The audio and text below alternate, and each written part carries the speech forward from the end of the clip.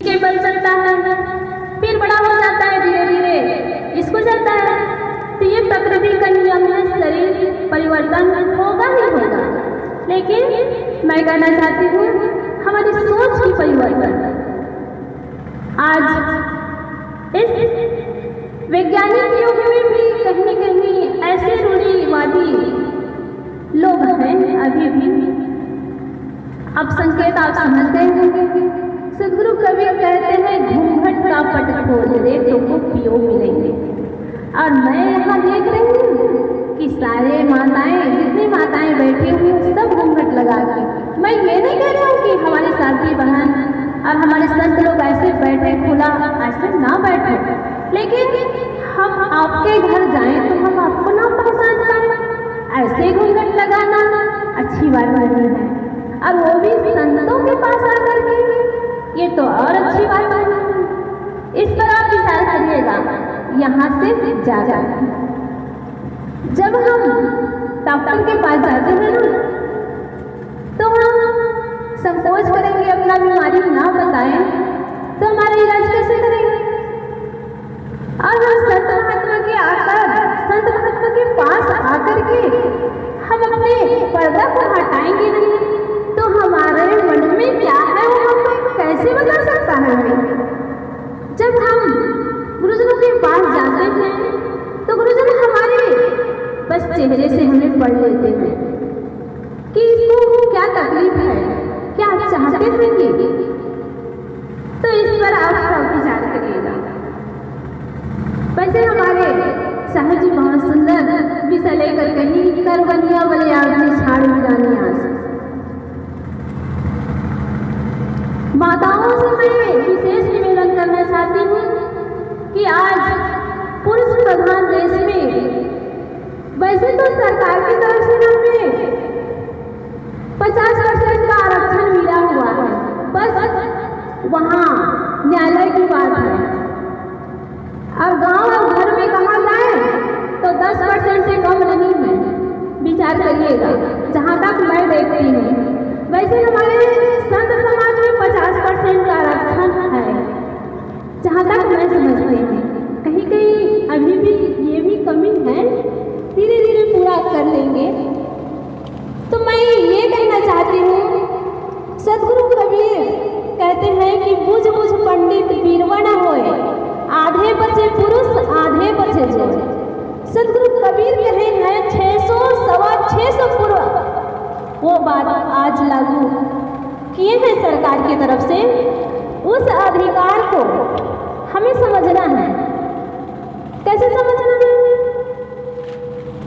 बहुत पहले की बात है, जब नारियां घर से बाहर नहीं निकलती थी, पढ़ने के लिए उनका विद्यालय नहीं था, उनको बस चूल्हा चौका तक ही सीमित रखा जाता था।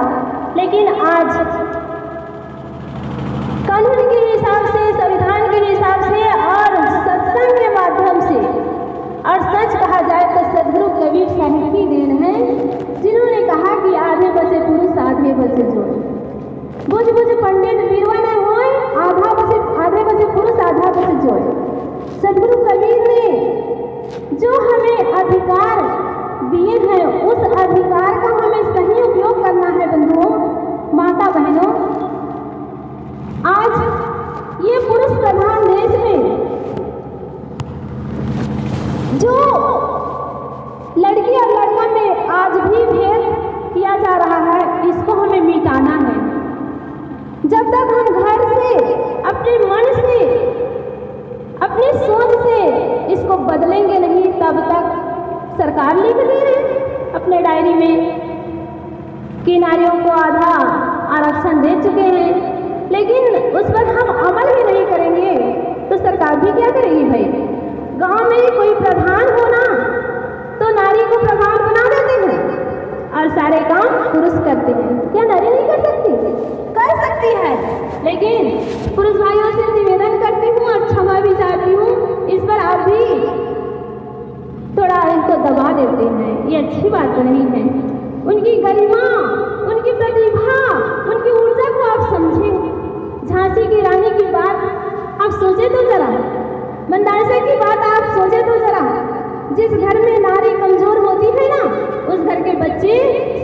चौपट कर देते हैं धन संपत्ति को। और जिस घर में नारी झांसी की रानी की तरह होती है ना, जिस घर में नारी झांसी की रानी की तरह होती है, वो अपने बच्चों को कैसे बना लेती है? मंदांसा की तरह हो जो माँ, वो अपने सारे बच्चे को साधु बना देती है। तो माताओं से मैं यही कहना चाहती हूँ कि अपनी शक्ति को आप जानो, अपनी ऊर्जा को आप पहचानो, अपनी प्रतिभा को भी आप जानो। आप में अनंत शक्ति है। एक छोटा सा बीज होता है, उस बीज में कोई देखता है कि इसमें थोड़ा सा अंकुर आएगा, ये छोटा पौधा हो जाएगा, ये सोच है। लेकिन उस बीज में अनंत संभावना है। सबसे बड़ा वृक्ष क्या होता है? पीपल का और बर का, है ना? और उसका बीज कितना छोटा होता है, बहुत महीन होता है। वैसे आप में अनंत संभावना है। बच्चों को समझाने के लिए, संस्कारित बनाने के लिए, घर को संभालने के लिए, समाज को संभालने के लिए, परिवार को संभालने के लिए सारी संभावना है। और सारी संभावना रहते हुए हम सिर्फ घर तक सीमित रह जाएं, तो ये हमारी दुर्भाग्य की बात है, हमारे लिए दुर्भाग्य की बात है। तो माताओं से भी विशेष मैं निवेदन करती हूँ कि आप अभी 5 मिनट अपनी शक्ति को जाने। जब तक आप अपनी शक्ति को जानेंगे नहीं, तब तक बस अगर आप सरपंच बन गए हैं ना, तो दस्तखत ही कराएंगे आकर के।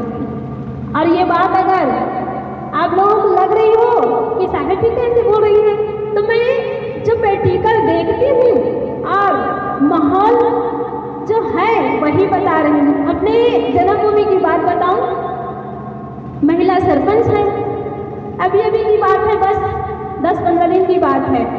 और एक महात्मा का एक काम आया, तो हमारे रचना साहब के पास फ़ोन किए और कहे साहब आपके गांव की सरपंच है ना, उससे दस्तखत करवा देना और ये कागज़ मेरे पास भिजवा देना।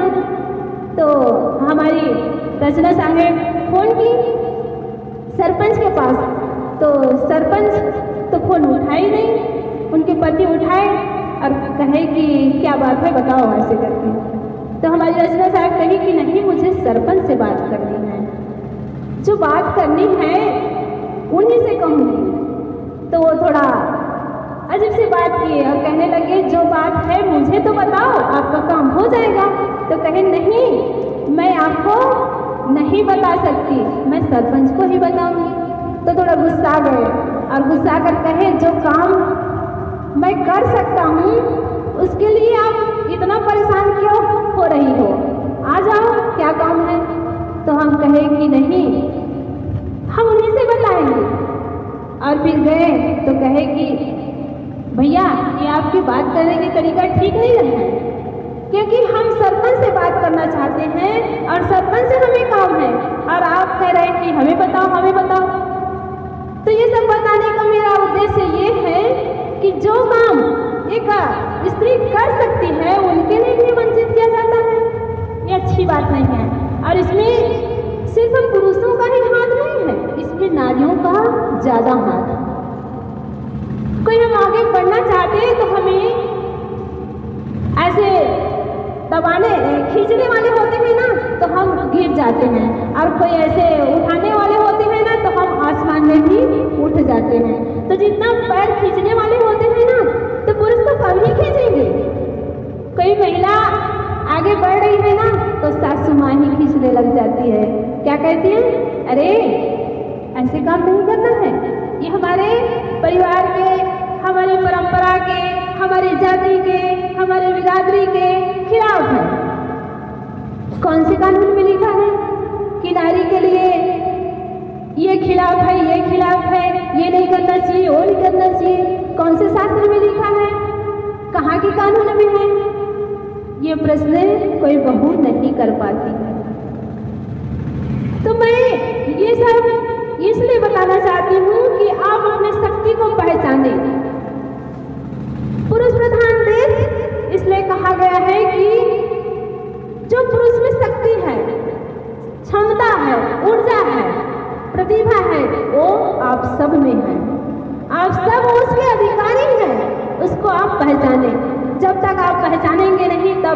दबे हुए रहे।